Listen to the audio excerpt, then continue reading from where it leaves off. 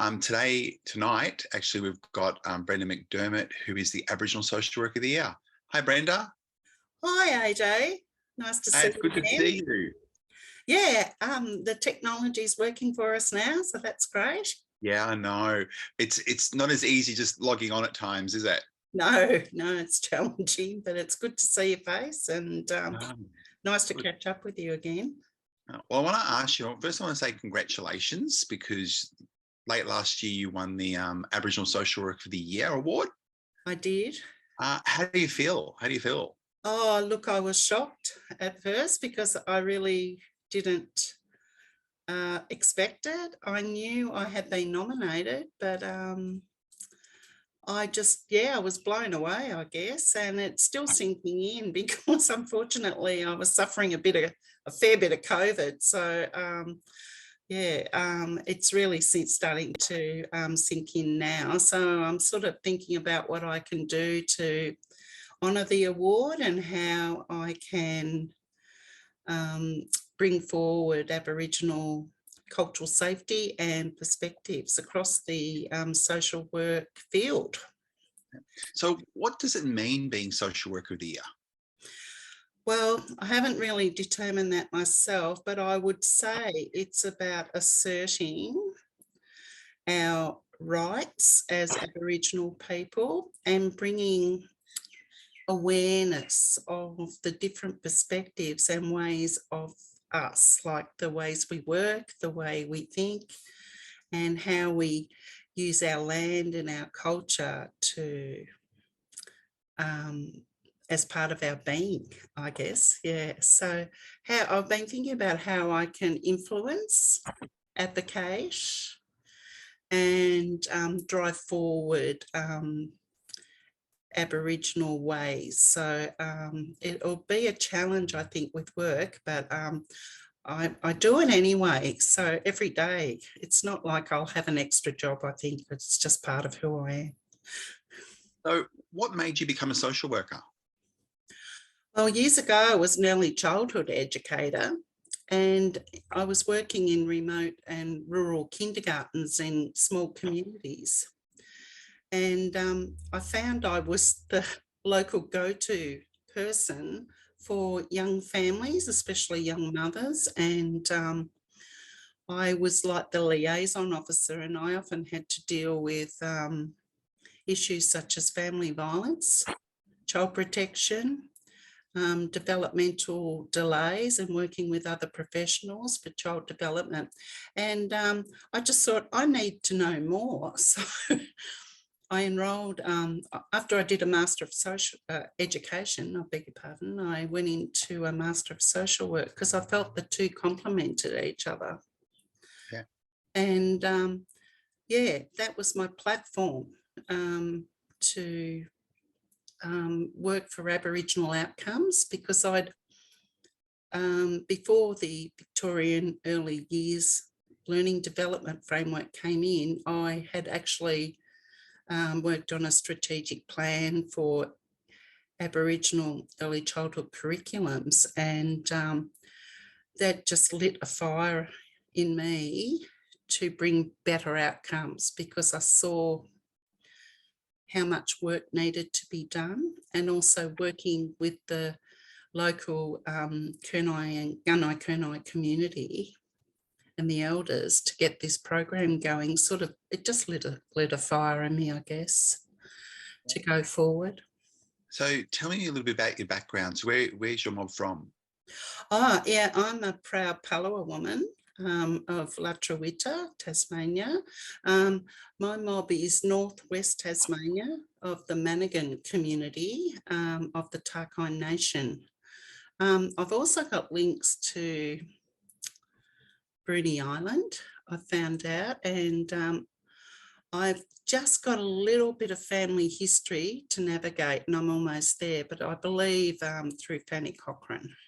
Oh, okay. Yeah, of Flinders Island. So, yeah, my apical ancestor, my grandfather, he was born in 1881, and he was a Cape Barren Island man in those days. And I know we don't use this term anymore, but he was called a Cape Barren Island half caste, which is a very racist term, as we all know. We don't use it, but if you met him, that's how he'd identify, which is really sad.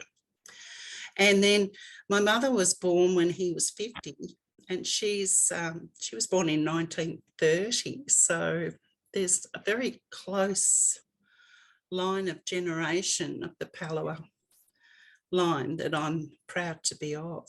Yeah.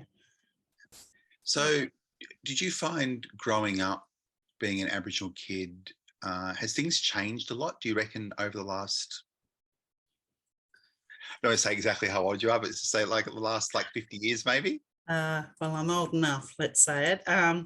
But yeah, I think the schools, and look, I haven't been in the state school system for a while, but I struggled a bit. Even though I'm fair-skinned, I still have this massive head of hair.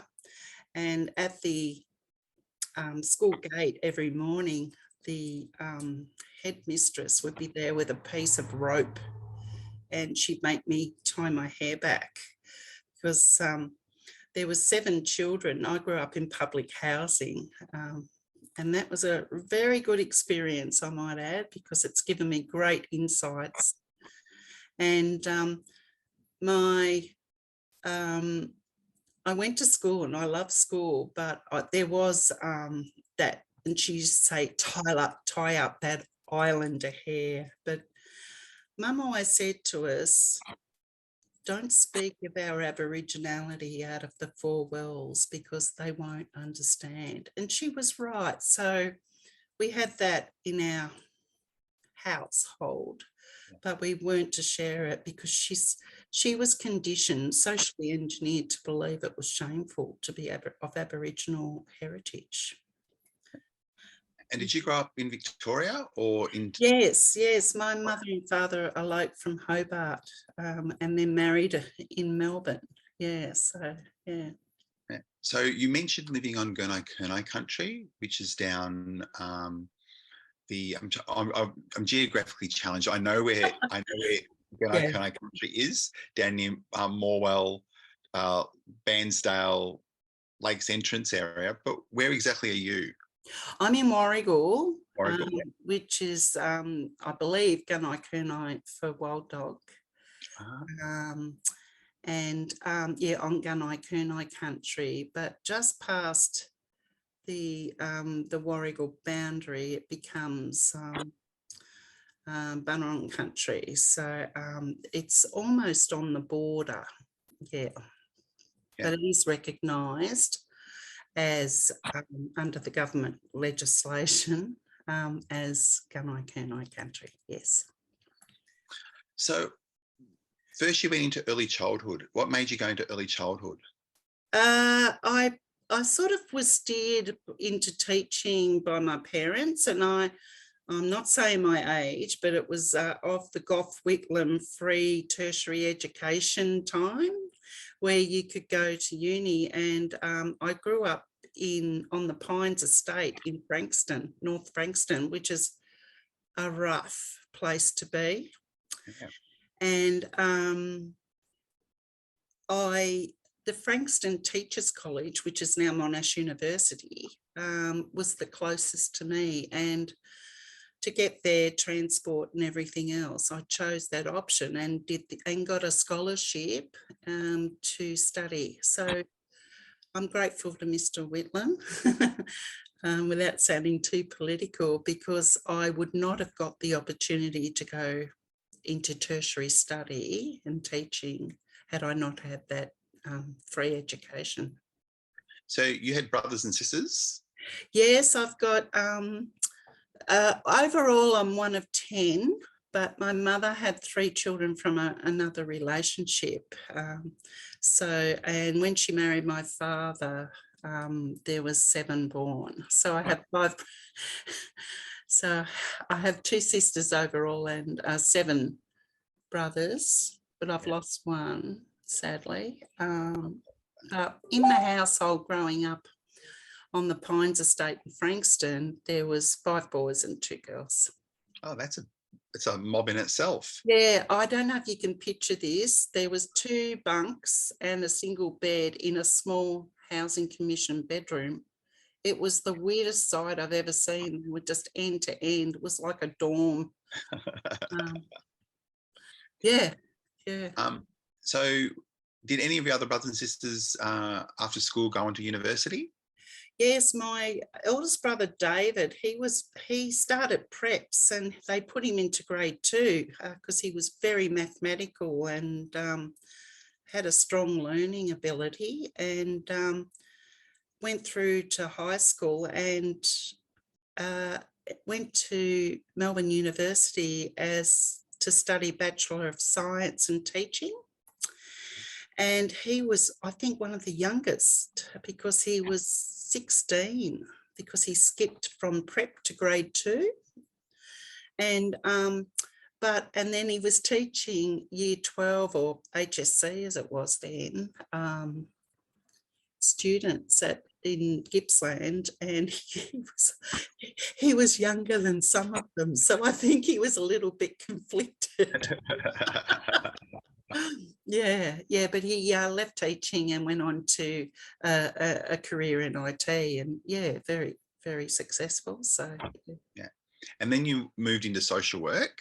Yeah. So tell us a little bit about like when you were studying social work, where did you study?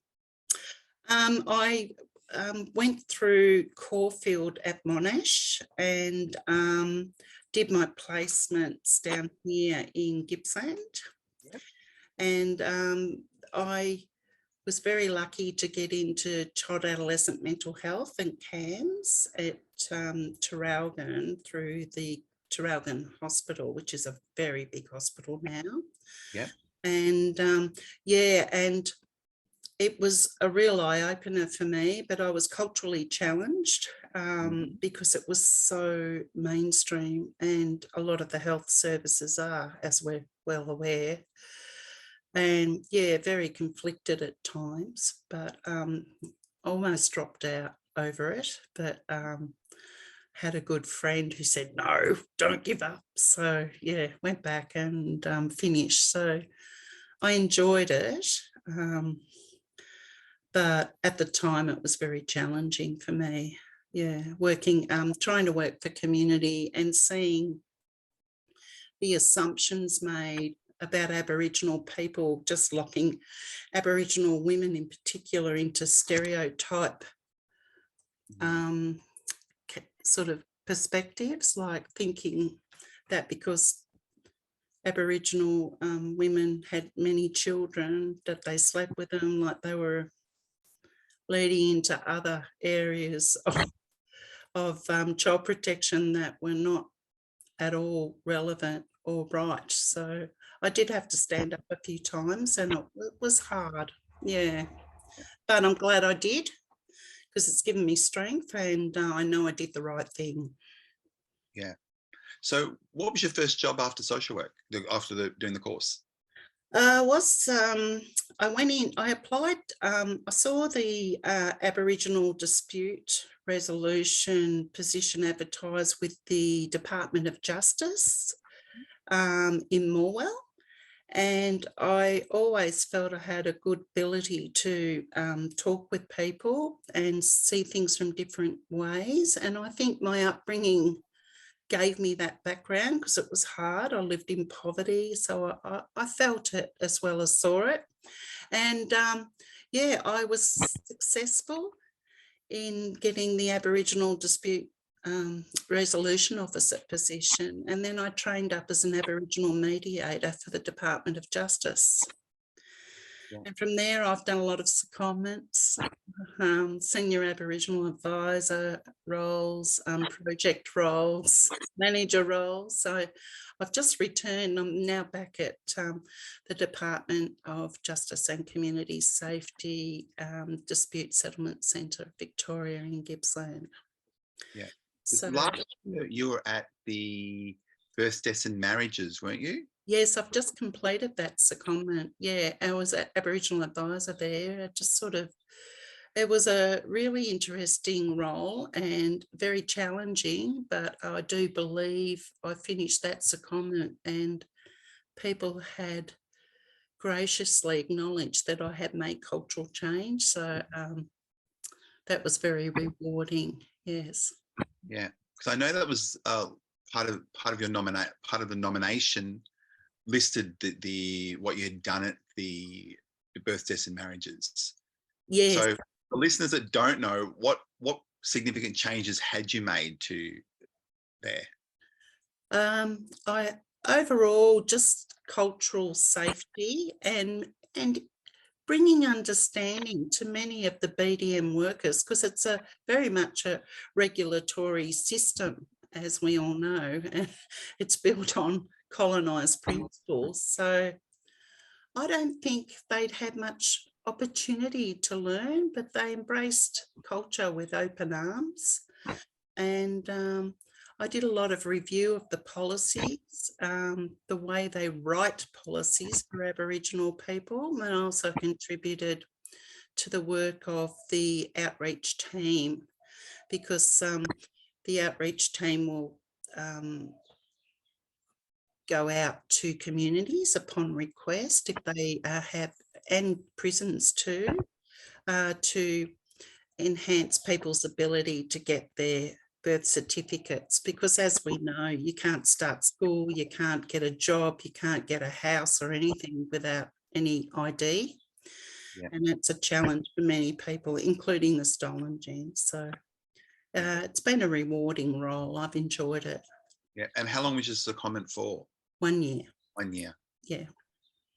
I think a lot of people probably don't realise how recent history really is. So I'm sure people would be going, but surely everyone's got a birth certificate, you know? You know, like you must be talking about things that are hundreds of years ago, but you're actually talking about people that are still alive today that were born on missions and reserves and properties that didn't have their births registered. That's right. And it's such a sensitive, delicate cultural issue for many, many people. And in particular too, along the borders of the river between New South Wales, often the people on the missions were moved into the Victorian hospitals for birth, and all the records were all displaced. And like there's a lot of sorting and tracing to do, but it is a very sensitive issue and for people, but very important for them to have their birth certificates in particular. And people need them. I mean, we've got to have them. We can't do anything to go forward without them, and for children as well. But the outreach team does a good job meeting the needs and providing access for people. And if you're on a healthcare card, for example, you can have your fee waived. So there are opportunities to enable you to get your birth certificate if you really need one. But it is challenging, and it's, like I said, it's a sensitive area for many people. And, you know, we have to be trauma informed. And we always talk about trauma informed practice, and you hear it being in mainstream now, we're going to start doing trauma informed. I just feel that sometimes people don't know exactly where the trauma is actually coming from.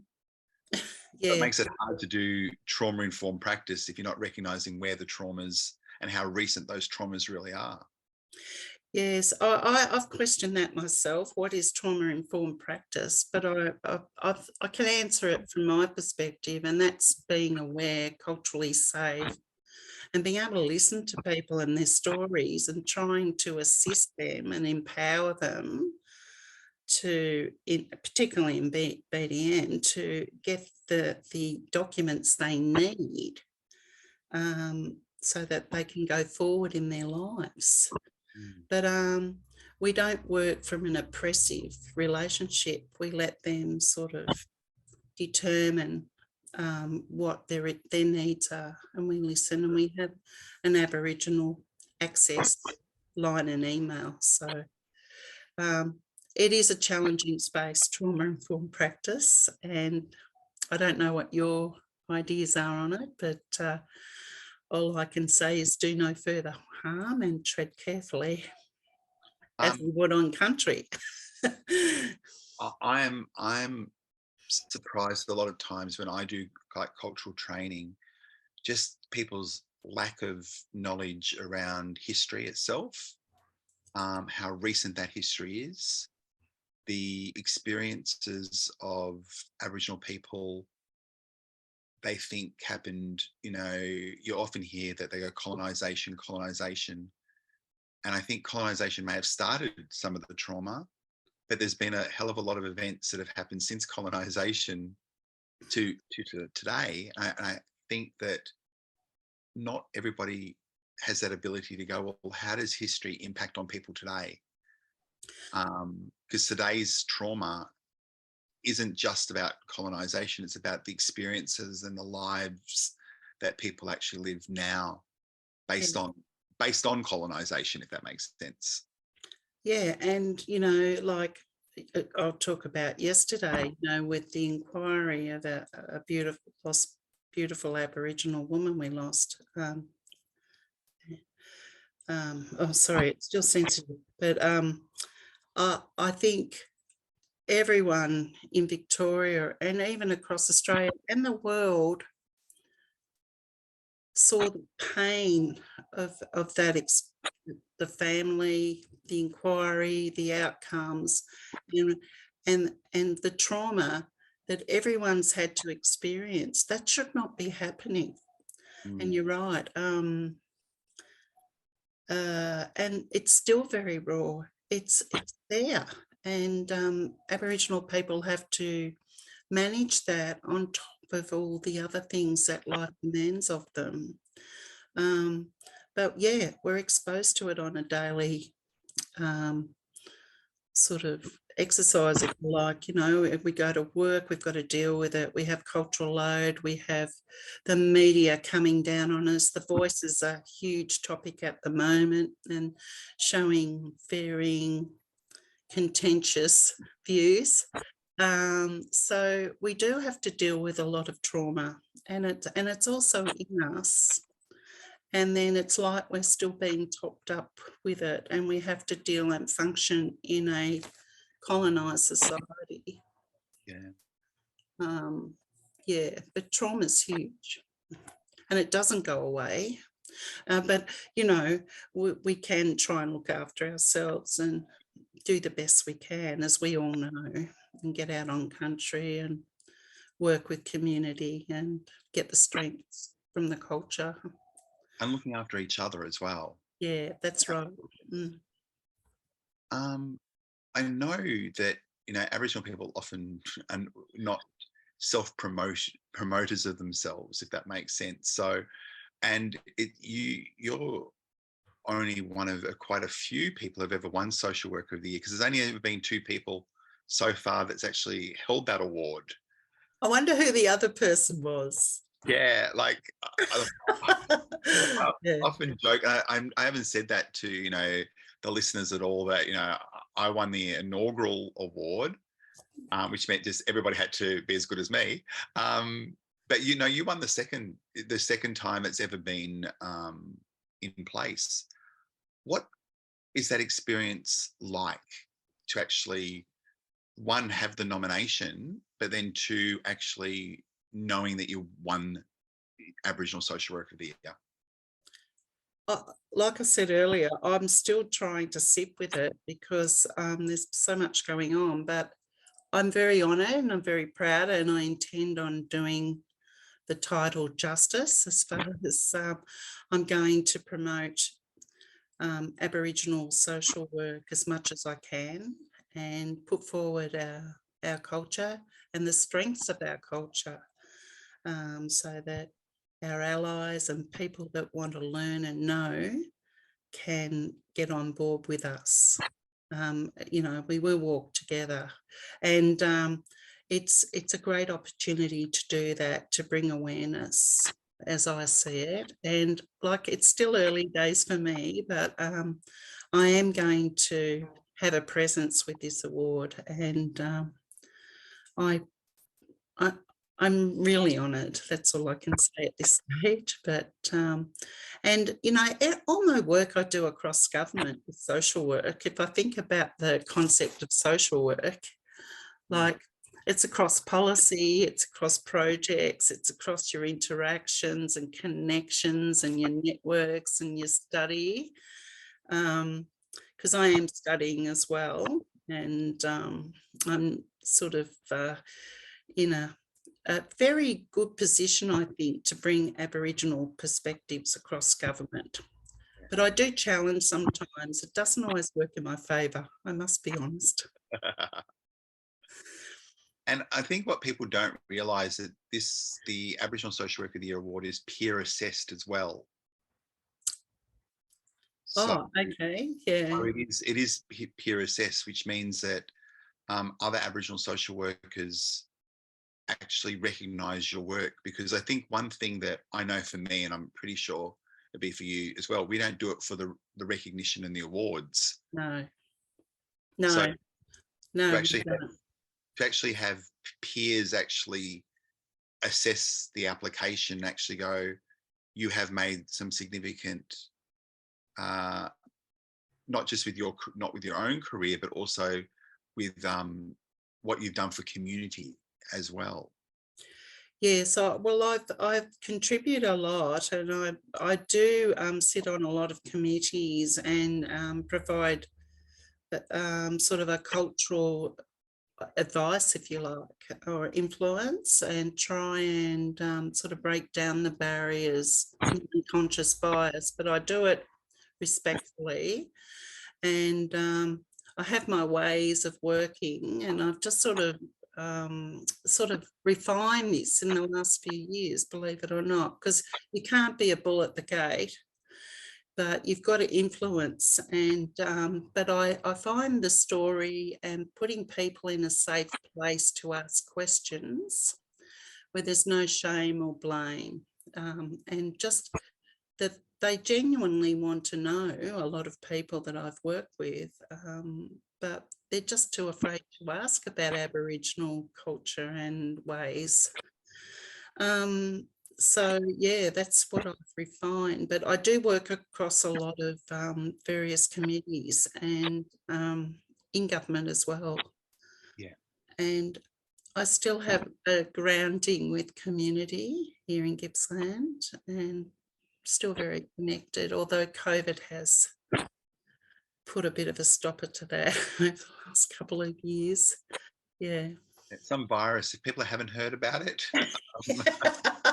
I know, it's stumping. But yeah. How did COVID impact your job? Well, I was fortunate enough to be able to work from home. So I did a lot of policy and project work, and did all my meetings online. So Teams, Microsoft Teams and Zoom were my friends. But I never saw it as a real hurdle. I sort of enjoyed it because I found the advantages of working from home were very good, because I didn't have all that travel time. Yeah. And yeah. Because were you working in the city and traveling every day, or were you working from like a regional office? I was based at Morwell, Okay. and then, yeah, but I was with BDM. It's based at 595 Collins Street. Yeah, that's what I was thinking. But I wasn't going in because of COVID, and because I'm a senior woman. Yeah. I had extra I really needed to look after myself, but I still caught it anyway. Yeah. Yeah. And what do you, I know you've been on a number of committees, and I know you're very involved with the AASW, the Australian Association of Social Work. And one thing that I know that you've been working on for a number of years is reconciliation, and the Reconciliation Action Plan, and the National Aboriginal Planning, the NAPS as well. Yes. How's that going?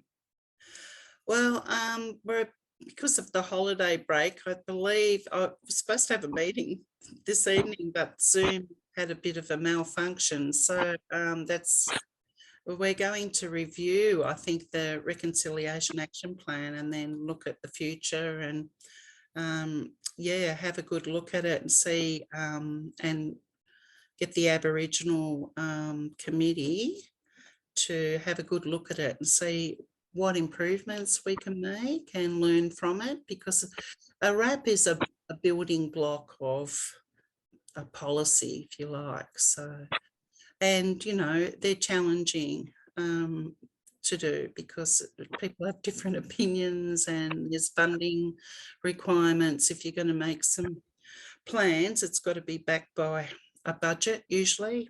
Yeah. So it'd be interesting to see how 2023 turns out. Yeah. Is this the AASW's fourth RAP or fifth RAP? I'm not sure, to be honest, because we missed the meeting tonight. But I just got it was a RAP review. Okay. I think it's the fourth. The fourth, yeah. At a guess. Now I'm going to be a little bit political here, but I'll throw it in there. But have you seen much progress with organisations, not just the AASW, but with other membership bodies in terms of reconciliation and engagement with members? Yes, I do see progress, and sometimes I see 2 steps forward and 1 backwards. But we do in all sorts of work. But I think we have more allies now. I think we have more people that want to be part of reconciliation. Yeah. And I think the time is right for it. I mean, if you think about the Sydney Harbour Bridge Walk, I think it was 2000, I'm not sure. 2000, yeah, 20 years ago. Yeah, like that was a pivotal moment in Australia's reconciliation, Aboriginal reconciliation history. And I feel that momentum sort of coming again. I don't know, it's just my feeling. Yeah. And I've just noticed that more people are more aware of Aboriginal rights and issues, and especially in line of the voice that's going on at the moment and the potential of, sort of having a voice, enshrining a voice in the Constitution with the referendum. I think there's a good momentum happening, and it's positive to see. Not everyone agrees, but everyone's entitled to their opinion. What's your dream for reconciliation? I'll be brutally honest. Be brutally honest. And if I gave you I'd like to see 2 sovereigns. Yeah. Because I think until Aboriginal sovereignty and land is acknowledged as in their rightful place, I don't know if we could ever form true reconciliation. Yeah. But that's my opinion. But I've been over in New Zealand and I've seen how strong, the Maori mob are, and how they have 2 cultures in the country in their rightful place. They've still got work to do, I admit, against a colonised system, but that would be my great aspiration for Aboriginal Australia. We've just had January the 26th as well. We might as well just throw all the topics in here. What does January the 26th mean to you?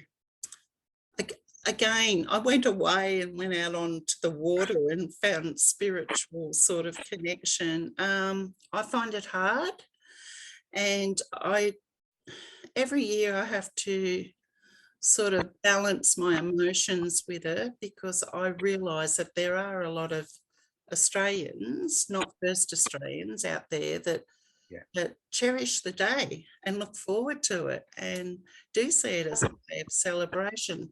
But I think it's been the lack of education and truth-telling that's got people at that point. But they're still entitled to a special day, and Australia is a great country. So I'm a bit conflicted, I must admit. But for me, I don't celebrate it. I use it as a day of reflection. Yeah. And think about how I'm going to join the change and transform Australia into changing the date, because I think there's a momentum that started and we've got to try and keep that going, because some councils have changed the date. Yeah. So the word's out there, and I think every year it gets stronger.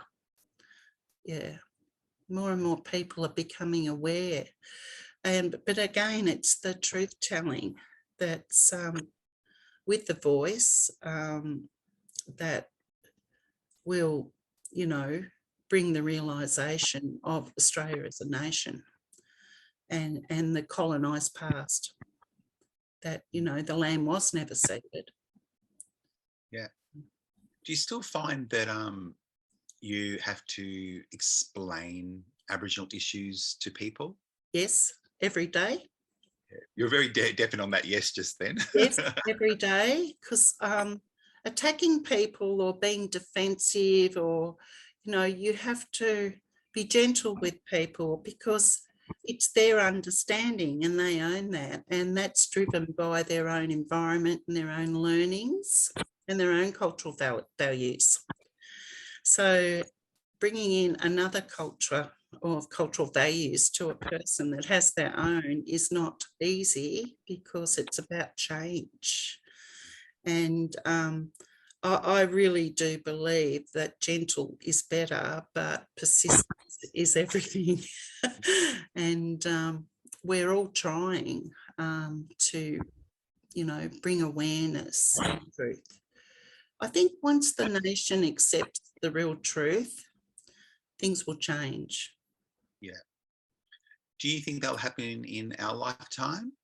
I hope so, because I haven't got long to go in my lifetime. Oh, touch wood, touch wood. Oh, no. I do. I would love to see it before I pass on to the ancestors. And I'm hoping that things are going to change. I would hope by our next generation there'll be significant change, because the joy is in the young. And when you speak to young people now, they are full of hope and aspirations, and they're very aware. So yes. Yeah, I'm finding that too. I'm finding the younger ones are more willing to, sometimes they're shocked to hear how recent this stuff really is, but a need to actually have that recognition. And I always think about reconciliation. The first step of reconciliation for a lot of people is reconciling the truth with themselves before reconciling the truth out there. It's how do I actually take this all on board? Yes, it's uncomfortable. We have to admit it. It's uncomfortable for us. So for people to hear a different story, that it wasn't just Captain Cook and his special flag and his men, and to hear that, especially for Palawa mob, like the policy of extermination was rife, and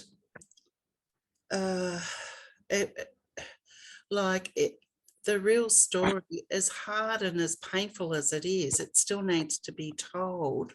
And I think, like I said earlier, through the truth telling, there'll be an awareness that grows, especially in our young people. Yeah. But sorry. No, I was just going to say, but it's challenging, and we do have to look after our young people, because the objective of it is not to traumatise people, but to bring some sort of factual realisation to their knowledge. And it's not about blame. It's about understanding the structural and systemic racism and colonised values that are embedded in everywhere across Australia. Yeah. We are seeing quite a number of new Aboriginal social workers coming into the field. One of my questions was, is when you did social work, how many other Aboriginal social workers were in your course with you? Not one that I was aware of. No one but me. Not one. And I found it awfully hard. For example, NAIDOC week was approaching, and I wanted to go to the local community flag raising for Monday morning, as you do, start off the week. And I wasn't allowed. No, if you go, well, yeah. That's your attendance. That's your attendance marked off. Yeah. Yeah. So, yeah. And with the social work degree, as I'm sure you'll be aware, it had a very high attendance requirement. Yeah. That was one example. And yeah, I just felt very alone and isolated, singled out, questioned why I was doing the degree, because I realised how mainstream it was and the issues in doing Aboriginal social work. Like, goodness me, like, where do you start? But we need more. Yeah. We need more Aboriginal social workers. The more the merrier.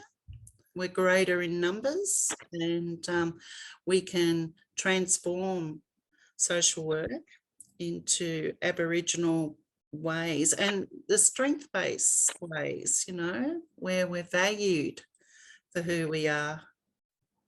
Yeah. And not just the tokenistic add-on. Because I just felt like that. I've often, and I still feel at times today, I'm a ticker box. Yeah. And not valued for my true being. Yeah. And identity, but I think most Aboriginal people feel that way. Yeah. What would you say to new social workers in general, or social workers out there that are working in Aboriginal health and policy areas, and those that want to? What 1 or 2 tips would you give them about where to start? Well, follow your dream and stay strong. But I've really seen the value of networks. There's some really good, strong Aboriginal networks, organisations, peak bodies now, and the use of mentors to keep you strong, because the challenges are there. You do get knocked down, and you think, oh goodness, but you've got to get back up, but you can do it with a strong support system around you. So social work is a wonderful, wonderful career because of the diversity and the opportunity to make change and empower Aboriginal people. We've got to push forward, as I say, and we need more young Aboriginal social workers to follow, and we'll leave a legacy, something really good with the AASW. Yeah. Well, 2 more questions left. One is, do you actually have a role model that you look up to? Yes, I've been very, Uncle Richard Franklin I was very lucky that he trained me in lateral violence. So I'm a lateral violence facilitator. And that's helping people understand what it is and not do it. Yeah. Just the way that it comes out. I'm a lateral violence facilitator. Well, in that I train, I don't like using that word train, but I go out in communities if they are experiencing a lot of lateral violence. And look, it's a complex issue for a lot of Aboriginal communities, as we all know. And it's trauma driven. So what I do is, we try and educate and give understanding of how lateral violence occurs. And it's trauma from colonisation, but and we go through it all, and then we try and empower communities and individuals to make their own choices about how they want to address lateral violence. So it's a self-determination view. And it may be that in an org they want to design a lateral violence policy. And personally, some other individuals have just made a pledge to themselves and said, I'm not going to use lateral violence anymore, because a lot of people, I think, aren't aware that they actually use lateral violence in their communities. They're not aware of it, especially like on Facebook. Yeah. And I think understanding that it's trauma driven and it's disempowerment, and not being able to voice, and then you go sideways, and usually, well, you feel the stress and the disempowerment, and you'll turn on people that you should care about and love the most. So it's a very intricate thing, but it is trauma driven. And I think once communities realise that, I think they have a better understanding to make change for themselves. Yeah. Do you think, along with other topics like mental health and AOD, that when we're out there educating community don't know what community don't know either, and they're quite surprised at the little things that you identify as that is lateral violence, or that is a sign of a mental illness, or that those little things help make big changes to individuals and communities? Yes, I did a training out in Gippsland here, and one of the young girls said to me, oh, I didn't realise I was lateral violencing. So, and I'll never forget her comment. And but she was empowered to realise what she was doing, and that from that make change. And she said, oh, I won't put that on Facebook anymore. So they are small changes, and they're, I suppose, aha moments for a lot of people, because you do get stuck in that intergenerational trauma, and to break the cycle is challenging, as we all know. But just bringing awareness and allowing people to think through what it means for them.